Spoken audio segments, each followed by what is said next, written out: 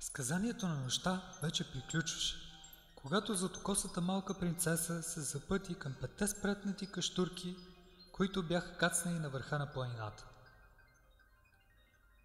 Тя бе вървяла цяла нощ из тъмната гора и много пъти си бе помислила, че може би е сбъркала пътеката към върха.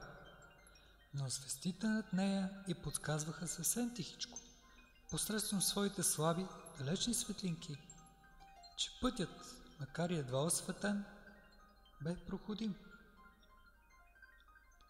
Имаше моменти, когато малката принцеса не виждаше дори и звездите. Тогава на помощ си притичваше онова топло вътрешно чувство, което всички хора наричаха сърце. То водеше сигурно принцесата и тя, укрилена от своята вътрешна вяра, прелиташе без усилия на трудностите и изпитанията, които изобилстваха в тъмната гора.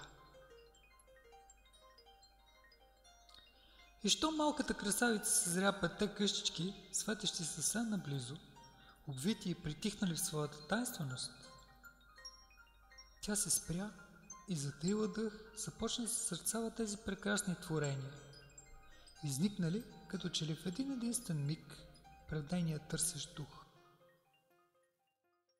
Когато нашата героиня се доближи съвсем близо до кащурките, тя допря червеното си носле до прозореца на първата къщичка и тъй като меките и кадифени очи не съзряха нищо вътре, тя направи няколко крачки и погледна през прозореца на втората къщичка. Но, колкото и да наничаше, и там нямаше нищо, което да я накара да влезе.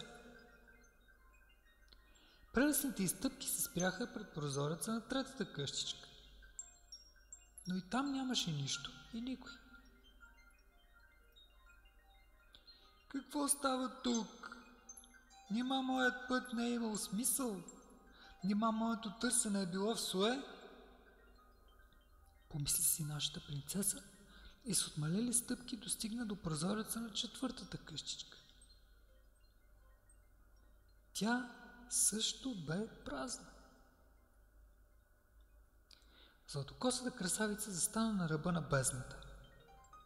Бездната на отчаянието, бездната на безсмислието и пустотата.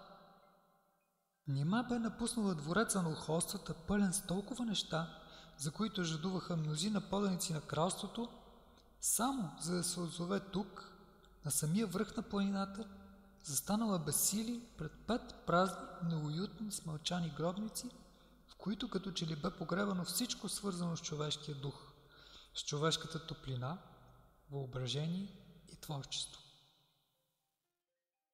И докато подобни мисли се мятаха из нейната душа и бушуваха с такава сила, че едва задавяха нейния безутешен плач, някак си краката й я доведоха до прозореца на 5-та къща. Светлината отвътре я обля с такава сила, че малката принцеса почти зашеметена се подпря с двете си ръчички на перваза на прозореца и с широко отворени от неподправено удивление кафяви очички влезе с поглед в необикновената стая. Гърдите й се повдигнаха от чувството, което ги изпълни, и чудна музика зазвуча от всякъде. Цялата къщичка като че ли бе направена от музика. Музика, чието въздействие така оттъкна в душата й, че принцесата се намери в самата къщичка. Цялото й същество се бе превърнало в една чудна мелодия. Мелодия, която пееше тя самата, но и мелодия, която никой досега не бе пял. Защото тази мелодия бе чакала единствено нея през всичките тези години.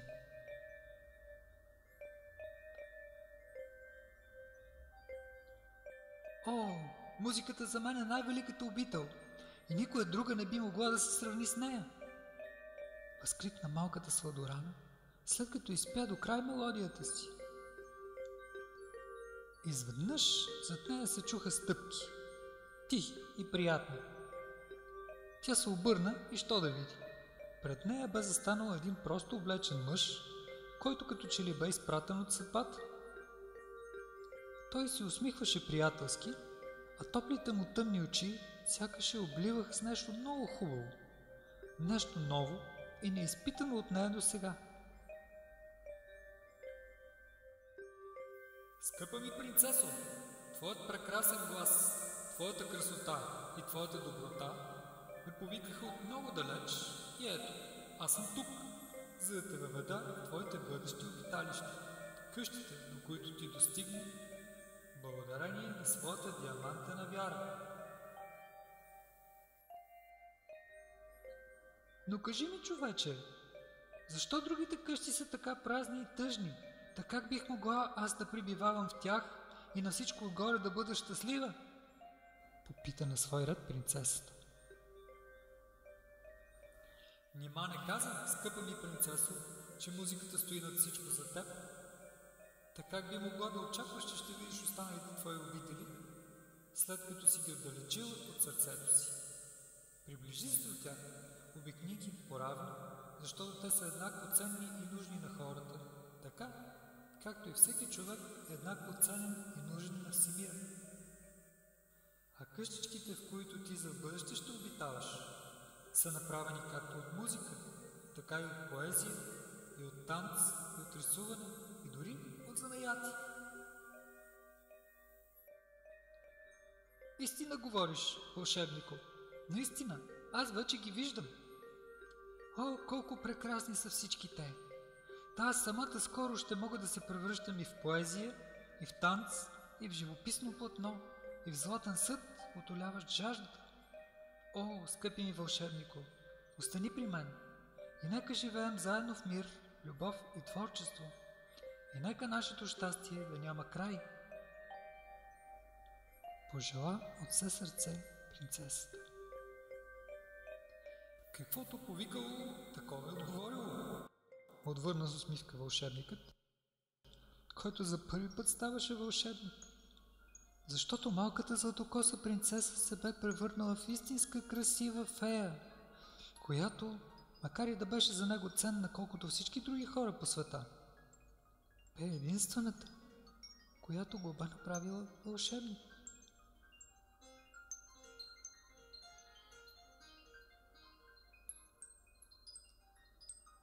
Казват, че и днес те живеят заедно там, някъде, високо.